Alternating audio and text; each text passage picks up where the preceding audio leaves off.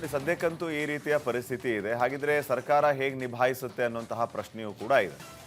ಒಂದು ಕಡೆ ತಮಿಳುನಾಡು ಅಂಕಿ ಅಂಶಗಳ ಸಮೇತ ನೀರು ಬಿಡಬೇಕು ಅನ್ನುವಂತಹ ಮಾತನ್ನು ಹೇಳ್ತು. 9 TMC ನೀರನ್ನು ಬಿಡೋದು ಹೆಂಗೆ? ಒಂದು ಕಡೆ ಅವರೆಲ್ಲ ಇನ್ಫ್ಲೋ ಇಷ್ಟಿಷ್ಟಿದೆ ಅಂತ ಹೇಳಿ ಸಂಪೂರ್ಣ ಅಂಕಿ ಸಂಖ್ಯೆಗಳನ್ನೇ ಇಟ್ಟು ಎಲ್ಲ ವಿಚಾರಗಳನ್ನು ತಿಳಿಸಿದ ನಂತರವೇ CWMA ಆ ಶಿಫಾರಸನ್ನು ಎತ್ತಿ ಹಿಡಿದಿದೆ ಅನ್ನುವಂಥದ್ದು ತಮಿಳುನಾಡಿನ ವಾದ ಆಗಿದೆ. ಇದರ ಜೊತೆಗೆ ಎಲ್ಲ ಡ್ಯಾಮ್ಗಳು ಬಹುತೇಕ ತುಂಬಿದೆ, 78% ತುಂಬಿರುವಂಥ ಡ್ಯಾಮ್ಗಳ ಮಧ್ಯೆ ನಮಗೆ 9 TMC ನೀರು ಬಿಡೋಕ್ಕಾಗಲ್ವಾ ಅಂತ ತಮಿಳುನಾಡು ಅಧಿಕಾರಿಗಳು ವಾದ ಇಟ್ಟರಂತೆ. ಸೊ ಮುಂದೆ ಏನು ಅನ್ನುವಂಥ ಪ್ರಶ್ನೆ ಇದೆ. ಹಾಗಿದ್ರೆ ಗುಸುಗುಸು ಗೋವಿಂದಣ್ಣ ಅವರು ಏನೆಲ್ಲ ಮೂಲಗಳನ್ನು ತೊಗೊಂಬಂದಿದ್ದಾರೆ ಈ ಬಗ್ಗೆ ನೋಡೋಣ. ವೀರೇಂದ್ರ, ಈಗ ಕಾವೇರಿ ನೀರನ್ನು ಬಿಡಬೇಕು ಅಂತಂದರೆ ಏನು ಕಾರಣ ಅನ್ನೋದ್ರ ಬಗ್ಗೆ ತಮಿಳುನಾಡಿನವರು ಅಂಕಿ ಅಂಶಗಳ ಸಮೇತ CWRC ಮುಂದೆ ವಾದವನ್ನು ಇಟ್ಟರು. ಅವೆಲ್ಲವನ್ನು ಕೂಡ ತಿಳ್ಕೊಂಡಂತಹ CWRC ಅವರು ಇಲ್ಲ, ನೀವು 3,500 ಕ್ಯೂಸೆಕ್ ನೀರನ್ನು 15 ದಿನಗಳ ಕಾಲ ಬಿಡಬೇಕು ಅಂತ ಹೇಳಿದರು. ಈಗ ಸದ್ಯಕ್ಕೆ ರಾಜ್ಯದ ಮುಂದೆ ಇರುವಂಥ ಆಯ್ಕೆಗಳು ಏನು ಅನ್ನೋದು ಒಂದು ಕಡೆ ಆದರೆ, ಆ ತಮಿಳುನಾಡಿನವರಿಗೆ ದಾಖಲೆಗಳು ಸಿಗುತ್ತೆ. ಆ ದಾಖಲೆಗಳ ಸಮೇತವಾಗಿ ಅವರು ವಾದ ಇಡ್ತಾರೆ. ರಾಜ್ಯದ ಅಧಿಕಾರಿಗಳು ಕೂಡ ಅದಕ್ಕೆ ಕೌಂಟರ್ ಕೊಡಬೇಕು ಅಂತಂದರೆ ವಾಸ್ತವವನ್ನು ತಿಳಿಸುವಲ್ಲಿ ವಿಫಲ ಆಗ್ತಾ ಇದ್ದಾರಾ ಮತ್ತೆ ಮತ್ತೆ ಅನ್ನುವಂಥ ಪ್ರಶ್ನೆಯೂ ಕೂಡ ಈಗ ಇಡೀ ರಾಜ್ಯದ ಜನರನ್ನು ಕಾಡ್ತಾ ಇದೆ. ಮುಂದೆ ಏನು ಅನ್ನುವಂಥ ಪ್ರಶ್ನೆ ಇದೆ, ಏನಾಗ್ಬೋದು? ಸರಿ ಇದೆ ಪಾಟೀಲ್ರೆ, ಆ ಪ್ರಶ್ನೆಯೂ ಸರಿ ಇದೆ. ನೋಡಿ, ಇಷ್ಟೆಲ್ಲ ಆಯ್ತು. ಈಗ CWRC ಶಿಫಾರಸ್ ಆಯಿತು, ಹೌದಾ? ಪ್ರತಿನಿತ್ಯ 3,500 ಕ್ಯೂಸೆಕ್ ನೀರನ್ನು 15 ದಿನ ಬಿಡಬೇಕು, 4.5 TMC ಒಟ್ಟು ಅಂತ ಹೇಳ್ತು CWRC ಶಿಫಾರಸು.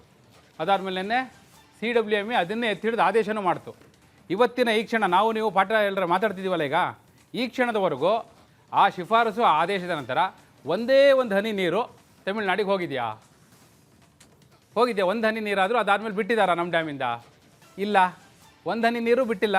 ಶಿಫಾರಸಿನ ನಂತರವೂ ಆದೇಶದ ನಂತರವೂ ಒಂದು ಹನಿ ನೀರು ತಮಿಳ್ನಾಡಿಗಂತೂ ಬಿಟ್ಟಿಲ್ಲ, ಹೌದಾ? ನಂಬರ್ 1 ಪಾಟೀಲ್ರೆ. ನಂಬರ್ 2, CWMA ಸಭೆ ಮುಂದೆ ಈವನ್ ನೀವು ತಮಿಳ್ನಾಡು ಅವ್ರ ಪರವಾಗಿ ವಾದ ಮಾಡ್ತಾರೆ, ಕರ್ನಾಟಕದ ಅಧಿಕಾರಿಗಳು ಕರ್ನಾಟಕದ ಪರವಾಗಿ ವಾದ ಮಾಡ್ತಾರೆ. ಈ ವಾದಗಳ ನಡುವೆ ಈ ಎಲ್ಲ ಸಭೆಗಳಲ್ಲೂ ಕಳೆದ 5 ಸಭೆಯಲ್ಲೂ CWMA ಚೇರ್ಮನ್ ಯಾರನ್ನು ಕರೆಸ್ತಾ ಇದ್ರು ಕೊನೆಗೆ ಪಾಟೀಲ್ರೆ? IMD ಅಧಿಕಾರಿಗಳನ್ನ ಕರೆಸ್ತಾ ಇದ್ರು. ಇಂಡಿಯನ್ ಮೆಟ್ರಾಲಜಿಕಲ್ ಡಿಪಾರ್ಟ್ಮೆಂಟ್ ಅಂದರೆ ಭಾರತದ ಹವಾಮಾನ ಇಲಾಖೆ ಅಧಿಕಾರಿಗಳನ್ನ ಕರೆಸಿ ಅವರಿಂದ ಕೇಳ್ತಾ ಇದ್ರು ಏನಿದೆ ಸಿಚುಯೇಷನ್ ಅಂತ. ನಿನ್ನೆ ಸಭೆಯಲ್ಲಿ ಏನಾಯ್ತು ಗೊತ್ತಾ ಪಾಟೀಲ್ರೆ? IMD ಅಧಿಕಾರಿಗಳು ಬಂದು ಏನಾದರೂ ಗೊತ್ತಾ? ಹೌದು, ಕೆಲವು ದಿನಗಳಿಂದ ಕರ್ನಾಟಕದಲ್ಲಿ ಮಳೆ ಆಗ್ತಾ ಇದೆ, ಒಳಹರಿವು ಕೂಡ ಕಳೆದ 2 ತಿಂಗಳಲ್ಲಿ ಹೋಲಿಕೆ ಮಾಡಿದ್ರೆ ಸ್ವಲ್ಪ ಹೆಚ್ಚಾಗಿದೆ, ಮತ್ತು ಯಾವ್ಯಾವ ಡ್ಯಾಮಲ್ಲಿ ಎಷ್ಟೆಷ್ಟು ನೀರಿದೆ ಆ ಲೆಕ್ಕ ಕೊಟ್ಟು ಮುಂದೆ ಮಳೆ ಆಗುವಂಥ ಸಾಧ್ಯತೆಯೂ ಇದೆ ಕರ್ನಾಟಕದಲ್ಲಿ ಅಂತ ಹೇಳ್ಬಿಟ್ರು. ಅಷ್ಟು ಹೇಳಿದ ಮೇಲೂ ನೋಡಿ, ತಮಿಳ್ನಾಡಿನ ವಾದ ಇತ್ತು ನಮಗೆ ಒಟ್ಟು 9.9 TMC ನೀರು ಕೊಡಿಸ್ಬೇಕು ಅಂತ. ಅವ್ರು ಮತ್ತೂ ಒಂದು ಇಟ್ಟಿರೋ ದಾಖಲೆ ಏನು ಗೊತ್ತಾ? ಹಿಂದೆ ಎಲ್ಲ ಈ ರೀತಿಯ ಸಂಕಷ್ಟದ ವರ್ಷಗಳಲ್ಲಿ, ಈಗ 2023ರಲ್ಲಿ, 2015-16ರಲ್ಲಿ, 2002-3ರಲ್ಲಿ, 1996-97ರಲ್ಲೆಲ್ಲ ಈ ರೀತಿಯ ಸಂಕಷ್ಟದ ಸಂದರ್ಭಗಳಲ್ಲಿ ಎಷ್ಟೆಷ್ಟು ನೀರು ಕೊಟ್ಟಿದ್ದಾರೆ, ಸಂಕಷ್ಟದ ಸಂದರ್ಭದಲ್ಲೂ ಎಷ್ಟು ನೀರು ಕೊಟ್ಟಿದ್ದಾರೆ ಅನ್ನೋ ಲೆಕ್ಕ ಎಲ್ಲ ಇಟ್ಟರು. ಆ ಲೆಕ್ಕದ ಪ್ರಕಾರ ತೆಗೆದು ನೋಡಿದ್ರು 9 TMC ನೀರು ಬಿಡಬೇಕು ಅಂತ ಇತ್ತು. ಬಟ್ ಅದು ಆಗಲಿಲ್ಲ. ಕಡೆಗೂ 3,500 ಕ್ಯೂಸೆಕ್ಸ್ ಪ್ರತಿನಿತ್ಯ ಮತ್ತು ಒಟ್ಟಾರೆ 4.5 TMC ಅನ್ನುವ ಶಿಫಾರಸನ್ನೇ ಎತ್ತಡಿತು ಬಿಟ್ಟರೆ ತಮಿಳುನಾಡಿನ ವಾದದಂತೆ ಹೆಚ್ಚಿಗೆ ಮಾಡಲಿಲ್ಲ. IMD ಅಧಿಕಾರಿಗಳು ಮುಂದೆ ಮಳೆ ಬರುತ್ತೆ ಅಂತ ಹೇಳಿದ್ರು ಕೂಡ CWRC ಶಿಫಾರಸನ್ನು ಮೀರಿ ಹೆಚ್ಚಿಗೆ ಮಾಡಲಿಲ್ಲ ಅನ್ನೋದು. ಅಂದರೆ ಎಷ್ಟೆಲ್ಲ ವಿರುದ್ಧ, ಕರ್ನಾಟಕದ ವಿರುದ್ಧ ಎಲ್ಲ ದಾಖಲೆಗಳನ್ನ ಮುಂದಿಟ್ಟ ನಂತರವೂ ಕೂಡ ಕರ್ನಾಟಕ ಇವತ್ತಿನವರೆಗೂ ಒಂದು ಹನಿ ನೀರು ಬಿಟ್ಟಿಲ್ಲ ಈ ಎಲ್ಲ ಆದೇಶದ ನಂತರವೂ.